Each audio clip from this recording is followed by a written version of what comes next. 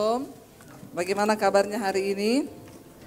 Luar biasa, saya percaya saudara bahwa kita punya Tuhan ya, seperti tadi pujian yang sudah dikatakan bahwa kita punya Tuhan yang tidak pernah meninggalkan kita. Dia Tuhan yang bertanggung jawab sampai kapanpun. Dia tidak akan pernah meninggalkan kita. Namun seringkali ada orang-orang yang merasa bahwa Tuhan meninggalkan. Seringkali ada orang-orang yang merasa, Bu, saya sudah begini, saya begitu, tapi kenapa keadaan saya tidak berubah? Saudara, ya, hari ini tadi saya sudah menyiapkan satu khotbah yang lain, tapi ketika Pak Victor membawakan penyembahan, ya rasanya Tuhan menaruh sesuatu yang lain untuk saya sampaikan. Bagaimana dalam hidup ini kita bisa menjadi pemenang, bahkan lebih daripada pemenang. Ya, kenapa? Karena saya percaya mengiring Tuhan itu adalah, tadi siang saya sampaikan, sama dengan sebuah pertandingan iman, dan kita ini mau atau tidak, saudara suka atau tidak, saudara dan saya sedang berada di gelanggang pertandingan. Dan firman Tuhan berkata semua orang yang ada dalamnya harus berlari begitu rupa untuk kita memperoleh mahkota itu. Dan ya, satu ayat yang tadi siang juga ditambahkan oleh Pak Victor, dia mendapat tentang firman Tuhan berkata, mari kita bertanding dalam pertandingan iman yang benar dan merebut hadiah, yaitu hidup yang kekal. Yang namanya merebut itu tentunya ada lawan yang harus ya kita lawan untuk kita bisa merebut. Ya, kata merebut itu mengambil, dengan bagaimanapun saya harus merebut. Kenapa? Karena ada iblis yang ingin selalu membuat kita kalah. Ada iblis yang ingin selalu membuat kita menyerah di tengah jalan. Tadi siang juga saya sampaikan kesaksian seorang ibu. Ya, dia berkata dia sudah tidak tahan menghadapi suaminya, menikah selama 35 tahun ya, 39 saya lupa. Dan di ujung-ujung sekarang dia bilang dia mau menyerah dan mau membiarkan suaminya menikah dengan wanita lain. Seringkali iblis itu tahu ya, di tengah perjuangan kita iblis ingin ya, ingat saudara, kita ini punya musuh di dalam hidup kita. Pengiringan kita kepada Kristus ada musuh. Ya, musuh itu siapa? Iblis yang selalu ingin merebut sesuatu yang sudah Tuhan berikan buat kita, yaitu hidup yang kekal ya. Tetapi kita harus menetapkan hati kita harus menetapkan iman kita supaya kita ini menang sampai di garis akhir. Katakan amin. Jangan menyerah di tengah jalan, seberat apapun. Ya, banyak yang berkata saya sudah tidak kuat, Bu, saya mau pilih menyerah. Ya, tetapi seperti yang tadi siang ya, ayat yang dikasih Pak Victor tentang bagaimana kita ini harus bertanding dan merebut ya suatu yang berharga, yaitu hidup kekal itu. Ya, dan hari ini saya ingin sama-sama kita belajar tentang bagaimana kita menjadi pemenang, bahkan lebih daripada pemenang. Ya, karena ada musuh yang ingin menggagalkan rencana Tuhan atas hidup kita. Ada musuh yang ingin menghancurkan apa yang sudah Tuhan buat, sehingga kita sampai di garis akhir itu bisa saja kita kalah. Tapi hari ini kita mau belajar dari firman Tuhan. Saudara, ingat yang pertama ya, Rasul Paulus mengingatkan kita di dalam Efesus pasal 6 ayat yang ke-12, dia berkata, perjuangan kita ini bukanlah melawan darah dan daging, tetapi melawan pemerintah-pemerintah, melawan penguasa-penguasa, melawan penghulu-penghulu dunia yang gelap ini, melawan roh-roh jahat di udara. Yang pertama yang harus saudara dan saya ingat bahwa perjuangan kita di dunia ini bukan melawan manusia, bukan melawan sesuatu yang kelihatan, tapi kita sedang berjuang melawan sebuah kuasa yang tidak terlihat, yaitu roh-roh jahat, penghulu-penghulu, pemerintah-pemerintah yang ada di udara, kata firman Tuhan. Jadi memang tidak mudah. Kenapa? Musuh kita tidak terlihat. Karena itu orang-orang yang akan menang dalam pertandingan iman hanya mereka yang berhasil membangun manusia rohnya menjadi kuat. Katakan manusia roh. Ya, saudara mungkin bisa kuat secara fisik, tetapi saudara tidak akan pernah bisa memenangkan pertandingan iman dengan memakai kekuatan fisik, bahkan logika kita. Ingat, kita sedang berada di salah satu pertandingan di alam roh. Jadi tidak ada cara lain untuk kita bisa menang. Bangun manusia rohanimu menjadi kuat di dalam Tuhan. Katakan amin. Berapa puluh tahun engkau jadi Kristen itu tidak menjadi jaminan engkau menang dalam pertandingan iman, ya. Tetapi siapa yang sudah membangun manusia rohnya, ketika manusia roh kita kuat, maka kita akan bisa mengalahkan setiap pertandingan. Saya tadi pagi juga menyampaikan tentang Tuhan ingatkan bagi jemaat di tempat ini, ya, perhatikan apa yang engkau dengar hari-hari ini. Kenapa saudara? Karena hari-hari ini itu iblis terus berusaha berbicara di hati. Ada suara-suara yang menuduh kita, ada suara-suara yang berusaha menggiring kita. Bahkan tadi pagi saya saksikan seorang anak muda sekarang dia sudah tidak percaya Tuhan. Dia bilang tidak Tuhan-Tuhanan lagi, dia dulu pelayanan saudara. Ketika saya bertanya kamu masih percaya Tuhan? Enggak bu, tidak ada Tuhan di hidup saya. Bagaimana kalau kamu mati? Tidak usah dipikir soal mati, pikirin soal hidup saja. Mati itu nanti urusan belakangan. Dulu pelayan Tuhan. Kenapa bisa begitu?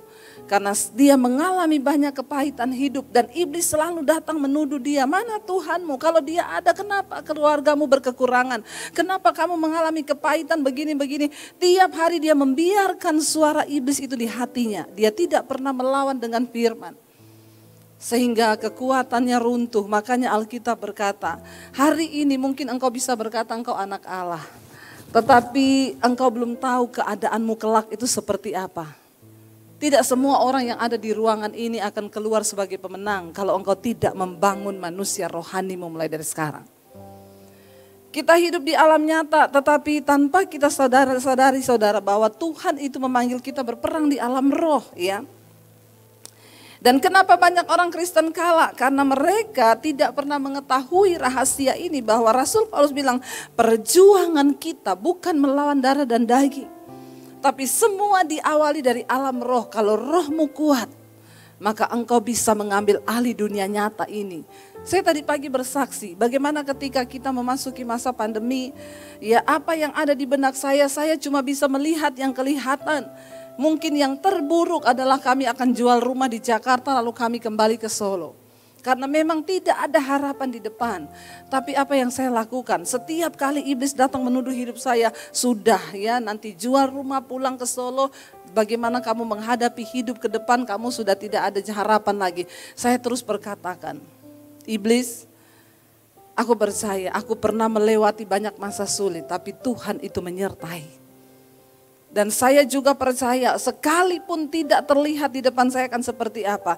Tapi aku percaya firman Tuhan sanggup menjadikan apa yang tidak ada menjadi ada. Keadaan terus berubah tapi engkau harus percaya Tuhan tidak berubah. Alam nyata itu akan mengikuti alam rohmu. Saya tidak mengizinkan sedikit pun iblis menuduh saya, mengintimidasi saya dengan ketakutan, dengan apapun. Bahkan saya perkatakan iblis sekalipun mungkin saya akan kehilangan rumah tahun ini. Saya akan tetap berkata Tuhan itu baik. Terus saya perkatakan saudara. Yang tadinya kita berpikir kita akan jual rumah. Hari ini saya mau bersaksi kita gak jadi jual rumah, kita malah beli rumah lagi di Jakarta. Tepuk tangan buat Tuhan. Loh itu ada di benak kita, nggak ada. Orang yang ada di benak itu kita jual rumah pulang ke Solo di Jakarta. Tapi saya mau bersaksi ketika engkau bisa menaklukkan alam rohmu, maka engkau juga bisa menaklukkan alam nyata. Karena semua dimulai dari alam roh. Waktu manusia rohanimu kuat, engkau bisa mengambil alih seluruh kehidupan jasmanimu saudara. Ini rahasia yang terbesar. Rasul Paulus bilang ingat, peperangan kita bukan melawan darah dan daging, tapi melawan roh yang ada di udara. Dan iblis itu bekerja dengan cara apa? Melumpuhkan imanmu. Makanya Rasul Paulus itu mengingatkan kepada kita, mari kita buka mata rohani kita. Perjuangan kita bukan musuhmu itu, bukan istrimu, bukan suamimu, bukan orang tuamu. Musuh kita yang sesungguhnya itu iblis yang berada di dalam manusia, itu yang ingin membuat hancur manusia rohani kita. Nah ketika kita ini peka saudara, maka kita jangan pernah membiarkan iblis mempermainkan hidup kita. Ayo kita mulai dari rumah tangga, ya hidup rukun bersama suami istri, jangan ribut terus. Kalau engkau ribut-ribut terus berarti engkau tidak mengerti akan arti dari firman ini. Bahwa peperanganmu itu bukan istrimu, bukan suamimu, bukan mertuamu. Bukan saudara iparmu, musuhmu, tetapi roh yang ada di udara. Kalau kita mengerti kebenaran ini, maka tidak akan ada lagi terjadi keributan dalam rumah tangga di mana suami menuduh kamu yang begini-begini, istri menuduh begini-begini. Bagian kita tunduk kepada firman Tuhan. Ketika kita tunduk pada firman, maka Alkitab berkata iblis lari daripadamu. Saya mau bilang saudara, iblis tidak takut kepada orang yang sudah puluhan tahun jadi Kristen. Iblis enggak takut kepada orang yang punya banyak karunia hebat mungkin berdiri di mimbar. Tapi iblis takut kepada orang yang mulai melakukan firman Tuhan. Katakan, ayo bagaimana membangun manusia rohani? Mulai perkatakan firman, lakukan firman. Ya, sampai hidupmu mengalami perubahan. Ya, yang pertama sadarilah bahwa musuh kita bukan melawan darah dan daging. Yang kedua, konsep kemenangan itu kita harus rubah. Kalau konsep dunia ini itu menang, itu berarti ya kalau ada orang fitnah kita lalu kita balas jahat sama dia. Wah, saya menang, saya berhasil penjarakan dia, kapok dia. Enggak, kemenangan itu di mata Tuhan ketika engkau difitnah, engkau berlutut, engkau lepaskan pengampunan, engkau berdoa, engkau menang di mata Tuhan. Mari kita mulai membuang konsep kemenangan secara manusia yang selama ini kita pikir. Oh, kalau saya berhasil membalas hidupnya, lalu dia bisa hancur hidupnya, berarti saya yang menang. Enggak, saudara. Hukum Tuhan dan hukum dunia itu berbeda. Mari kita menyadari bahwa orang yang berkata itu kita lebih dari pemenang. Ketika kita mau menjadi pemenang berarti kan kita harus melewati pertempuran. Ya, kalau orang berkata oh hidup nyaman itu, hidup disertai Tuhan itu aman, tidak ada masalah, hidupnya itu enak, masalahnya enggak ada. Ya, kalau orang berkata berarti Tuhan menyertai dia. Enggak. Alkitab berkata berbahagialah jika kamu itu jatuh dalam berbagai-bagai pencobaan. Karena engkau tahu bahwa ujian terhadap imanmu itu menimbulkan ketekunan. Nah, ketika kita ini jatuh dalam masalah pencobaan, mari kita mulai mengimani bahwa Tuhan sedang membentuk hidup kita. Ya, jadi saya berdoa di sini tidak ada orang Kristen yang ya mau cari yang enak, pokoknya semua yang instan ya. Makanya kalau orang datang sama saya, Bu, doakan saya ada masalah. Masalah apa? Masalah gini. Terus mau didoakan apa? Biar cepat selesai. Saya bilang enggak. Saya tidak akan berdoa supaya masalahmu cepat selesai. Saya berdoa supaya engkau mengerti apa maksud Tuhan di balik semua masalah yang sedang engkau hadapi. Karena goalnya itu di situ. Jadi goalnya sebagai orang percaya menang itu bukan berarti masalahmu selesai dulu. Enggak, kenapa? Karena di dalam setiap persoalan yang kita hadapi Tuhan sedang berbicara. Dan dia sedang menyampaikan sesuatu, ada maksud Tuhan di balik masalah yang kita hadapi. Ketika orang cuma pengen cepat-cepat keluar dari masalah itu, tapi engkau tidak menangkap maksud Tuhan di dalamnya, engkau akan jatuh di masalah yang sama lagi. Contoh, ada orang jatuh dalam masalah keuangan. Saya bilang jangan buru-buru berdoa, minta Tuhan selesaikan masalahmu. Apa rencana Tuhan di balik masalah yang sedang engkau hadapi hari ini? Coba engkau temukan dulu apa yang Tuhan mau. Lalu dia mulai merenung, ya, karena banyak orang itu ketika menghadapi masalah dia cari pendeta, minta didoakan dengan harapan supaya masalah keuangannya cepat selesai. Dia pikir ketika selesai ada orang pinjamin dia uang lalu dia selesaikan, sudah. Kalau engkau tidak menangkap maksud Tuhan di balik masalah itu, engkau akan jatuh lagi di kemudian hari. Tuhan melatih kita berperang dari satu masalah kepada masalah supaya engkau mengambil hikmahnya. Makanya Alkitab berkata, berbahagialah apabila engkau jatuh dalam berbagai-bagai pencobaan. Karena engkau tahu bahwa maksud semuanya itu untuk menyatakan kemurnian imanmu di hadapan Tuhan. Amin. Ketika saya berkata, Ibu, Bapak, cari tahu apa maksud Tuhan di balik masalah ini. Lalu mereka mulai merenung, iya Bu, kami ini terlalu tergesa-gesa memutuskan sesuatu karena pengen cepat kaya. Karena banyak orang berpikir bahwa kalau kaya itu hidupnya bahagia. Saudara, bukan bahagia yang bisa bikin kita kaya. Bukan kaya yang bisa bikin kita bahagia. Banyak orang kaya tapi nggak bahagia. Jadi Ketika engkau berpikir bahwa kekayaan akan membuat hidupmu bahagia, engkau salah, engkau sedang tersesat. Karena kebahagiaan yang sesungguhnya itu bukan terletak pada kekayaan, tetapi ketika engkau mengerti maksud Tuhan di dalam hidupmu. Orang yang paling berbahagia di dunia ini adalah orang yang mengerti rencana Tuhan atas kehidupannya. Sekalipun engkau kaya, kalau engkau tidak pernah mengerti rencana Tuhan atas hidupmu, maaf, engkau sedang tersesat. Ya, tadi pagi juga saya sampaikan tentang di dalam kita bertanding ada faktor waktu yang harus kita ingat. Hidup kita ada time limitnya, tidak untuk selamanya kita hidup. Karena itu di waktu yang singkat ini, mari kita mulai berpikir, Tuhan, apa kehendak-Mu bagi hidupku? Di dalam setiap masalah, apa maksud-Mu di masalah ini Tuhan? Kalau kita difitnah orang, kita masih balas, kita masih sakit hati, ya, kita tidak menyelesaikan masalah, kita akan menghadapi lagi ke depan, ya, kita akan dilakukan yang sama sampai kita lulus ujian. Ya, sekarang saya sudah tidak mempan, sudah tidak merasa sakit hati. Orang mau fitnah saya, orang mau merendahkan saya, sekarang saya tersenyum, saudara. Kalau ada orang fitnah saya, sekarang saya tersenyum, saya cuma bilang, kasihan ya dia. Bukankah kita nikmat ketika kita hidup sudah sampai di level, kenapa? Karena saya ini sudah direndahkan, sudah mengalami proses yang benar-benar rendah. Kalau kita sudah jadi seperti keset, kita sudah paling ada di tempat terendah, kan siapa lagi yang mau merendahkan kita? Itu loh maksud Tuhan. Ketika engkau sudah diproses, enak hidupmu. Engkau tidak perlu merasa marah, tersinggung. Ya, jadi engkau konsep kemenangan bagi orang percaya bukan waktu engkau bisa balas kepada orang lain. Tapi ketika engkau bisa menundukkan dirimu, melepaskan hakmu untuk engkau mengikut Tuhan. Dan engkau menemukan kehendak dan rencana Tuhan di dalam hidupmu, itu yang terbaik. Ya, makanya ayat ini berkata, saudara, ya, Rasul Paulus bilang ya bahwa kita ini harus melihat lebih dari semuanya itu, konsep kemenangan kita sebagai orang percaya itu kita harus rubah. Jangan berpikir, oh waktu masalah keuangan saya selesai itu saya sudah menang. Belum. Waktu engkau belum menemukan rencana Tuhan di dalamnya, engkau tidak akan pernah menang.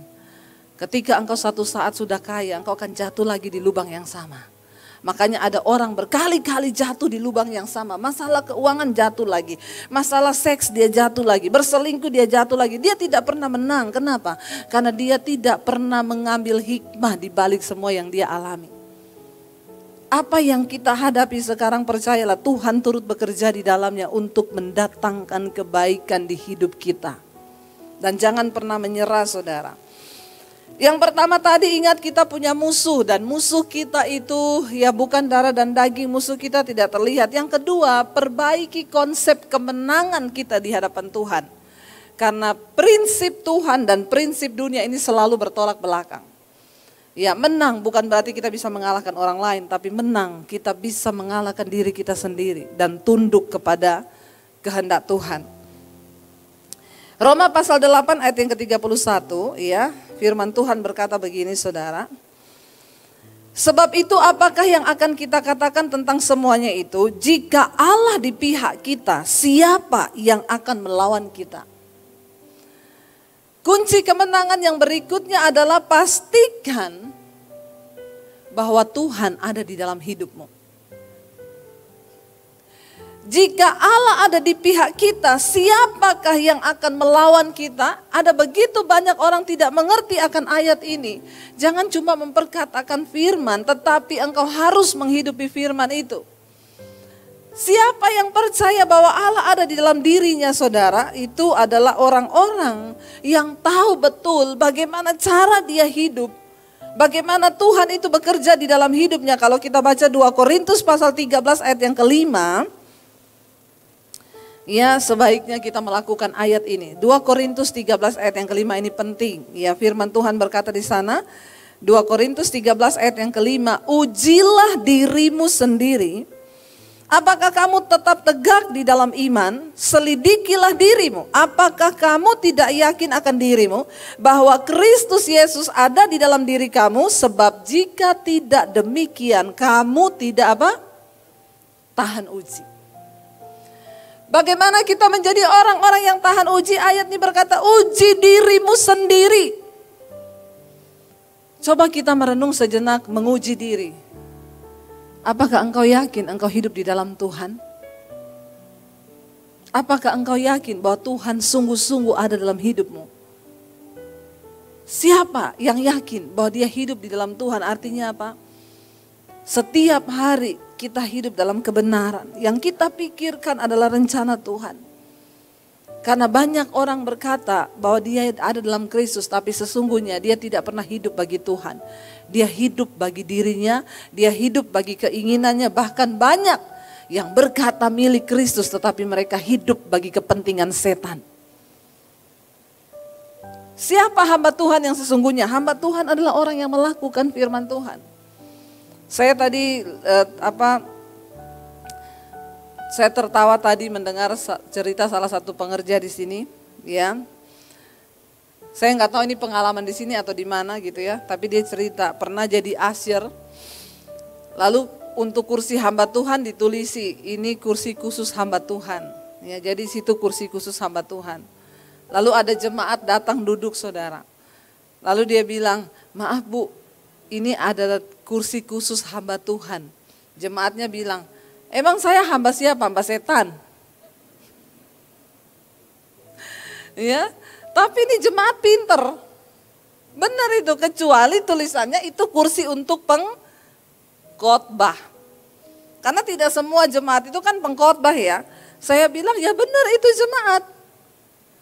Siapa hamba Tuhan yang sesungguhnya? Orang yang melakukan kehendak Tuhan, firman Tuhan. Dia disebut hamba Tuhan. Lah kalau nggak jadi hamba Tuhan berarti hamba hamba setan. Di dalam dunia ini kan cuma ada dua, hamba Tuhan sama hamba setan. Benar itu. Itu jemaat pintar itu. Ya, loh emang saya hamba siapa? Saya juga kan termasuk hamba Tuhan. Ya berarti dia berhak duduk di situ. Kecuali dibilang tuh kursi untuk pengkhotbah. Benar itu. Jadi saudara ya, ada begitu banyak orang mengaku Kristus ada dalam dirinya. Tetapi pertanyaan saya, apakah engkau sungguh-sungguh hidup sebagai hamba Tuhan atau cuma ngaku-ngaku? Mumpung masih sekarang, masih ada waktu, Tuhan ingatkan kita, ayo kita bertobat. Jangan sampai Yesus berkata, di kemudian kelak nanti akan terjadi ketika aku datang kembali. Banyak yang datang dan mengaku, Tuhan aku bernubuat demi namamu, aku usir setan demi namamu, aku tiap minggu ke gereja demi namamu. Tuhan bilang, enyah engkau daripadaku. Dan saat itulah kata Yesus, aku akan berterus terang. Mengerikan itu ketika Tuhan bilang, saat itulah aku akan berterus terang. Ternyata selama ini banyak orang yang GR merasa mereka dalam Tuhan. Aku akan berterus terang bahwa aku tidak mengenal engkau pembuat kejahatan. Mari mumpung masih ada waktu kita introspeksi diri. Ayat ini berkata, uji dirimu sendiri. Bagaimana kita bisa menjadi pemenang di hari-hari ini? Uji dirimu, apakah kamu tetap tegak di dalam iman? Ketika tidak ada orang, apakah engkau lebih memilih menonton film porno? Atau engkau tunduk kepada Roh Kudus, ini dosa. Lalu engkau skip semua hal itu? Apa ketika tidak ada orang melihat hidupmu, engkau hidup jujur di hadapan Tuhan? Karena kita tahu bahwa mata Tuhan itu menjelajah ke seluruh bumi, melihat orang baik dan orang jahat. Jangan GR merasa bahwa engkau anak Tuhan, ternyata engkau hidup jauh dari Tuhan. Itu yang paling ya menyedihkan saudara. Kunci dari kekalahan orang Kristen itu apa? Karena mereka tidak hidup dekat dengan Tuhan, melekat kepada Kristus. Selama engkau hidup melekat dengan Kristus, engkau akan memperoleh kekuatan untuk bisa menang, bahkan berperang melawan setan hari-hari ini. Ada begitu banyak orang berkata, Bu saya enggak bisa Bu mengatasi hidup saya ini, saya mau keluar dari dosa ini tapi saya tidak mampu. Saya bilang iya, karena kamu mencoba keluar dari dosa dengan kekuatanmu. Lalu apa yang saya harus lakukan Bu? Dekatkan dirimu pada Tuhan. Saya bersyukur beberapa waktu yang lalu ada seseorang yang menghubungi saya. Dia bilang, Bu masih ingat saya dulu seorang pria homo yang pernah konseling dengan ibu. Saya nonton khotbah ibu tentang akibat dosa tersembunyi, lalu saya digerakkan Roh Kudus untuk bikin pengakuan sama ibu. Ibu masih ingat? Iya, saya ingat. Saya waktu itu betapa sulit saya ingin keluar dari dosa itu, Bu. Tapi saya nonton khotbah ibu, saya konseling, dan waktu itu ibu bilang, dekatkan dirimu dengan Tuhan. Siapa bilang homoseksual tidak bisa disembuhkan? Waktu itu saya berkata, bisa. Waktu engkau yakin engkau diciptakan sebagai seorang laki-laki, maka itu artinya Tuhan memberikan kodrat sempurna atas hidupmu. Engkau tuh laki-laki. Amin. Di sini yang pria-pria. Ya, engkau diciptakan sebagai pria. Lalu saya waktu itu ajari dia, perkatakan di depan cermin setiap hari, aku laki-laki. Perkatakan itu. Lalu dia bilang kemarin, Bu, puji Tuhan. Sekarang saya sudah melayani. Saya mengerti konsep tentang pelayanan. Kadang kita berpikir melayani itu harus di mimbar. Tapi sekarang, Bu, saya melayani di keluarga saya sendiri. Saya membuka mezbah doa di dalam keluarga saya. Dan puji Tuhan, Bu, saya mulai meninggalkan dunia kesesatan saya itu. Ya, meninggalkan homoseksual. Dan puji Tuhan, Bu, sekarang saya punya pacar wanita, Bu. Dan saya sudah jujur dan terbuka semua sama dia tentang siapa saya.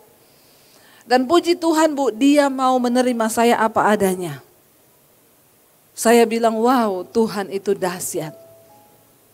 Tidak ada perkara yang mustahil bagi Tuhan. Bahkan yang orang bilang tidak mungkin disembuhkan, sebenarnya bukan tidak mungkin, tapi engkau tidak mau disembuhkan Tuhan. Kalau engkau mau berjuang, ya ayat ini berkata, uji dirimu. Apakah benar-benar engkau yakin Tuhan ada di dalam dirimu? Ya, selidikilah dirimu. Apakah kamu tidak yakin akan dirimu bahwa Kristus Yesus ada dalam diri kamu? Sebab jika tidak demikian, kamu tidak tahan uji. Bagaimana kita bisa menang dalam hidup ini? Kamu harus selidiki dirimu loh. Hari ini saya berikan saudara waktu untuk merenung.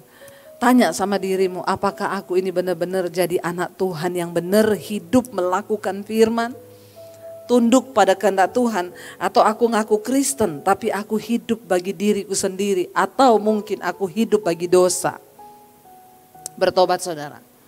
Engkau tidak mungkin menang, engkau cuma akan hidup dalam kepura-puraan dan kemunafikan. Kalau engkau jadi Kristen yang tidak melakukan firman. Ya, ayat ini berkata uji dirimu. Itu penting, ya. Kenapa saudara? Karena dalam 1 Korintus pasal 3 ayat yang ke-13 dikatakan.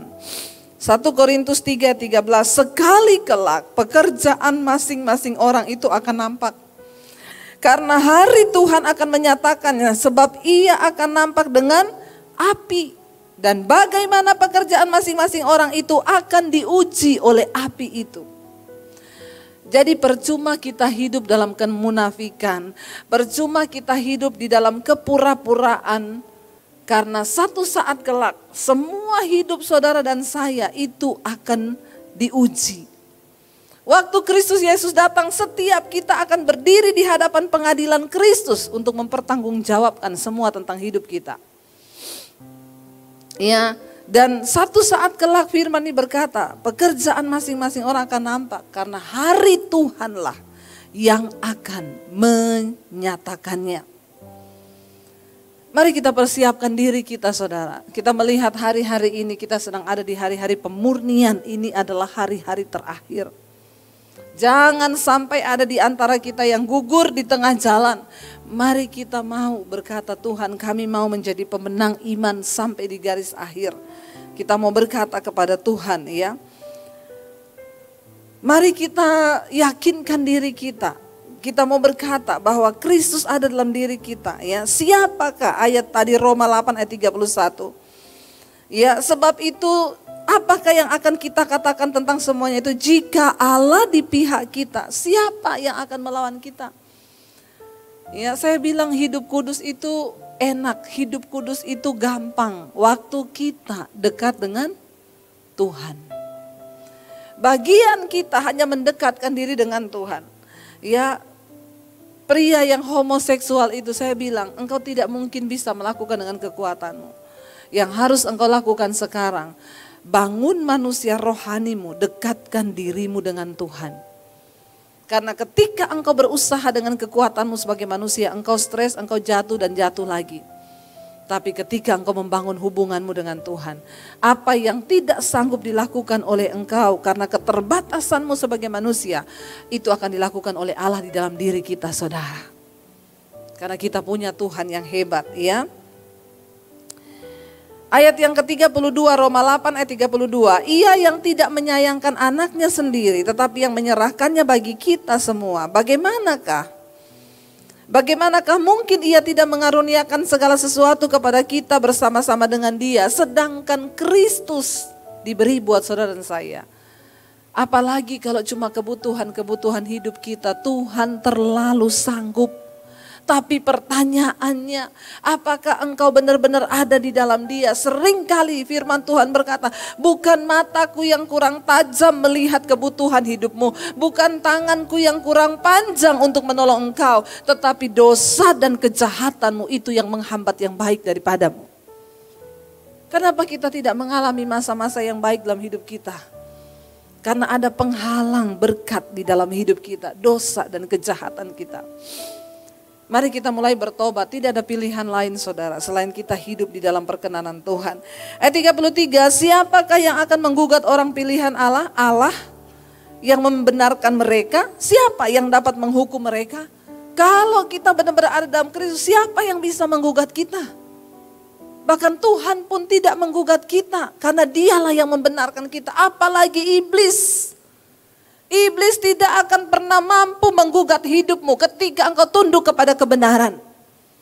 Iblis tidak akan pernah bisa membujuk engkau ketika pikiranmu engkau isi dengan firman.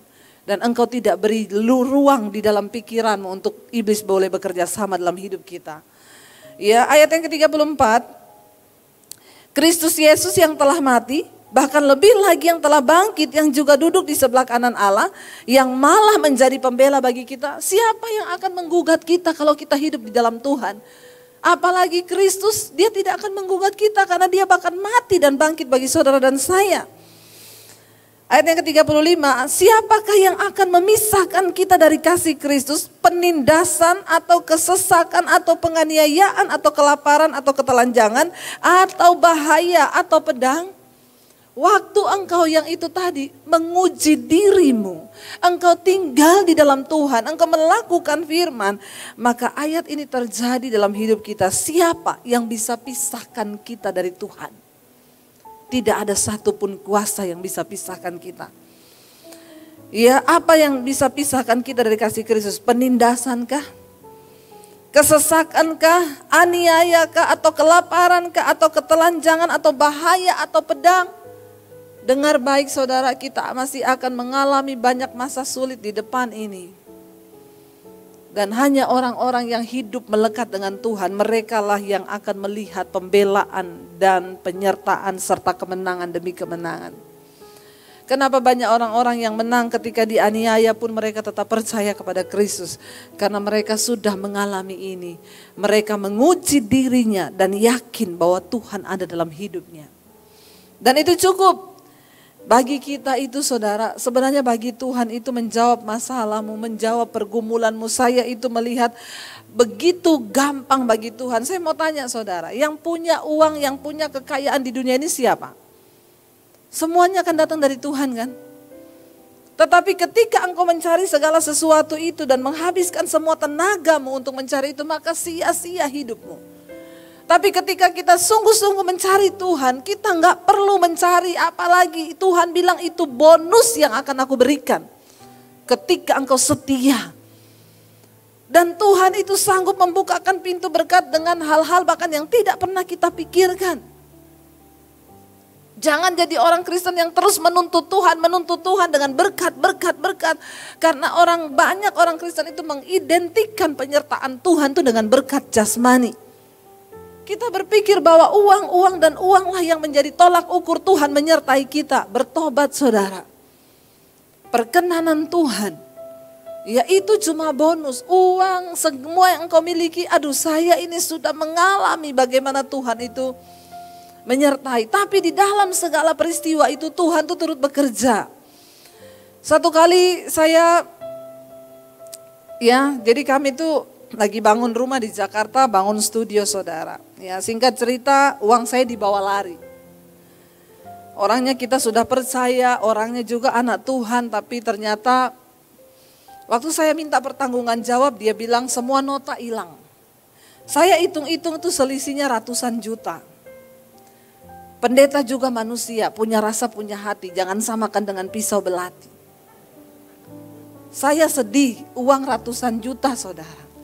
Saya jengkel, saya marah saudara. Ya saya pahit setiap waktu saya WA orang itu. Mana pertanggungjawabannya, mana nota-notanya, mana. Tanpa saya sadari saya kehilangan damai sejahtera. Lalu satu kali ya saya gak bisa berdoa, saya marah, tiba-tiba saya tuh bertanya, Tuhan kenapa engkau izinkan ini terjadi? Aku nih hamba Tuhan loh. Lalu saya mulai mendengar Tuhan berbicara. Itu loh, setiap masalah itu pasti ada maksud Tuhan. Saya mendengar Tuhan berbicara begini. Kamu kan sering layani orang yang ditipu. Ada yang nelpon, Bu, saya ditipu orang 5M Bu. Kan kamu gampang ngomong, Pak lupakan. Uang itu bisa dicari. Enggak ada apa-apanya 5M itu bagi Tuhan Pak. Yang penting Bapak punya sikap hati yang benar, lepaskan pengampunan. Jadi Roh Kudus itu berbicara di hati saya, ya seperti mengingatkan saya. Bukankah kamu kalau orang datang konseling kamu ngomong begitu? Sekarang kamu mengalaminya, belum M, baru ratusan juta karena memang takaran saya segitu. Ya kalau M nggak tahu bagaimana kali ya. Ya kan orang itu dicobai kan menurut kekuatan dan ya ininya masing-masing. Lalu malam itu saya gelisah. Tuhan bilang lepaskan pengampunan. Kalau engkau lepaskan pengampunan maka aku akan memberkati engkau. Saya panas hati saudara. Saya berharap karena itu masih bisa kembali. Amin apa amin? Kita tuh kan kalau ditipu kita pengen kejar sampai balik kan. Tapi ingat gak saudara, seringkali Tuhan mengajar kita untuk belajar melepaskan hak, merelakan. Kalau kita percaya Tuhan sanggup menggantikan. Saya malam itu bergumul, Tuhan bilang lepaskan hakmu. Karena semua aku izinkan. Kamu jangan cuma pinter konseling orang, sekarang kamu harus ngalami. Supaya kamu bisa rasa, waktu kamu suruh orang melepaskan, kamu juga udah tahu rasanya bagaimana. Saya malu saudara. Iya ya, gampang ya kalau ada orang konseling, Bu saya ditipu orang 5M, 10M, lepaskan pengampunan Pak. Allah uang gampang dicari. Padahal waktu saya mengalami, malam itu saya doa, saya bilang, oke Tuhan, aku mau melakukan firman-Mu. Berat, tapi saya mau. Saya WA orangnya, saya bilang, secara manusia saya sangat kecewa sama kamu. Bahkan saya kepahitan. Kepahitannya pakai huruf besar. Kalau ada garis bawah dan warna merah itu bagus ya. Terus ditambah gambar ya marah-marah itu merah. Tetapi saya bilang malam ini Tuhan menegur saya hamba Tuhan, saya tidak boleh kepahitan. Jadi malam ini saya lepaskan pengampunan. Kamu berurusan secara pribadi dengan Tuhan. Tapi satu nasihat saya sebagai hamba Tuhan, bertobat. Kamu bertobat. Supaya hidupmu diberkati Tuhan. Kalau kamu tidak bertobat, maka kamu tidak akan pernah mengalami berkat Tuhan. Uang itu tidak seberapa. Tuhan itu bisa memberkati kalau Tuhan mau. Tapi kalau kamu tidak bertobat, maka berkat Tuhan itu jauh dari hidupmu. Waktu saya sudah lepaskan pengampunan, besoknya masih pengen gini, mana notanya? Ayo ya. Mau WA Tuhan bilang, tutup buku. Lupakan. Kadang kita ini bisa mengampuni, tapi melupakan itu belum tentu. Saya mau WA, enggak jadi. Akhirnya saya doa, Tuhan mampukan saya untuk tidak WA Tuhan. Sudah, kalau saya sudah menyerahkannya ke tangan Tuhan, saya enggak mau WA lagi. Dalam nama Yesus. Itu pergumulan saudara. Setelah saya lepaskan pengampunan, saya melihat Tuhan mulai bekerja. Saudara, untuk pembangunan studio kami tiba-tiba ada orang yang tergerak. Ya, dan semua biaya ditutup. Itu lebih berkali lipat daripada apa yang hilang. Yang pernah hilang. Saya tuh baru ngomong ke suami saya nanti kalau sudah selesai pandemi saya mau beli mobil ya, karena mobil kita cuma satu. Kadang kalau dia pakai saya pelayanan naik Grab. Ya bolehlah saya beli satu mobil kecil, ya udah kita lihat-lihat saudara, akhirnya dapat mobil. Saya DP 10 juta, dia bilang nanti akhir Oktober Bu mobilnya datang. Kita pulang berapa hari kemudian ada yang WA, Bu saya Shalom Ibu, saya mau minta maaf ya Bu, kenapa? Saya disuruh Tuhan beli mobil buat Ibu. Itu minta maaf loh. Keren ya saudara. Dia sebut angkanya yang harganya sekitar sekian. Itu sama dengan mobil yang saya lagi DP.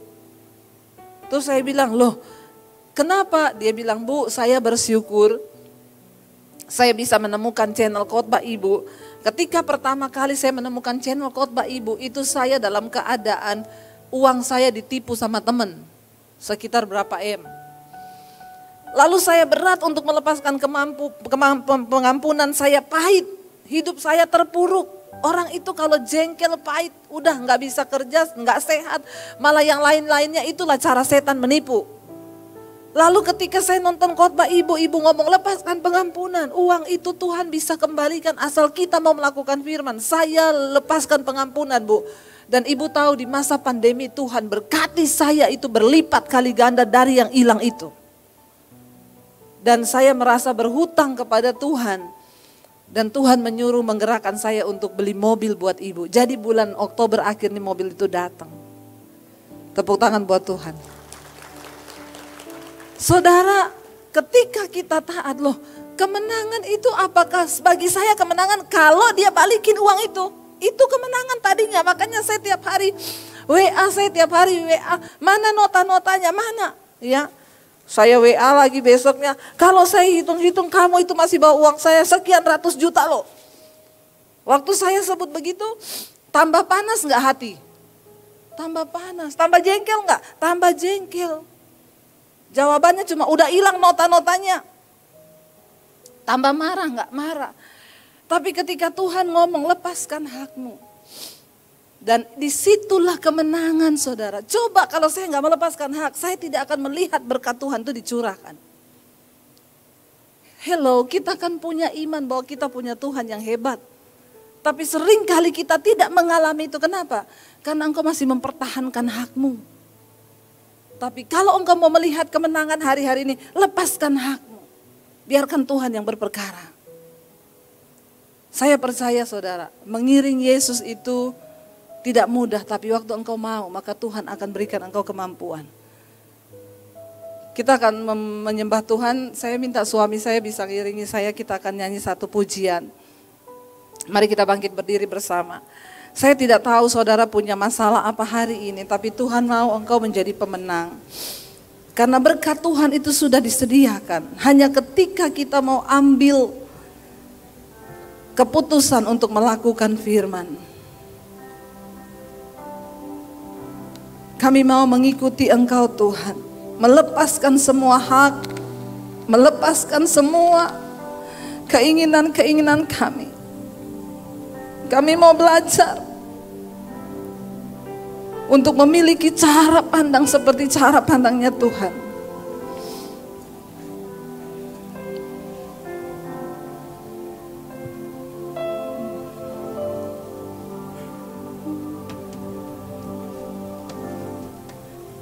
Terima kasih Yesus. Kami tahu mengikut Tuhan itu adalah kesukaan bagi hidup kami. Dan ketika kami mampu melepaskan semua hak kami, itulah yang menyenangkan hatimu Bapa. Mengikut Yesus itulah kesukaan hatiku. Ku lepas semua hakku untuk mengenal kehendaknya di hidupku, mengiring Yesus, itulah kekuatan hidupku. Ku yakin anugerahnya mampu jadikanku hamba yang berkenan selalu. Mari angkat tanganmu, katakan, Yesus itulah kesukaan hatiku. Kami lepas semua hak kami Tuhan, amin. Yes Lord, untuk mengenal kehendak-Mu Tuhan.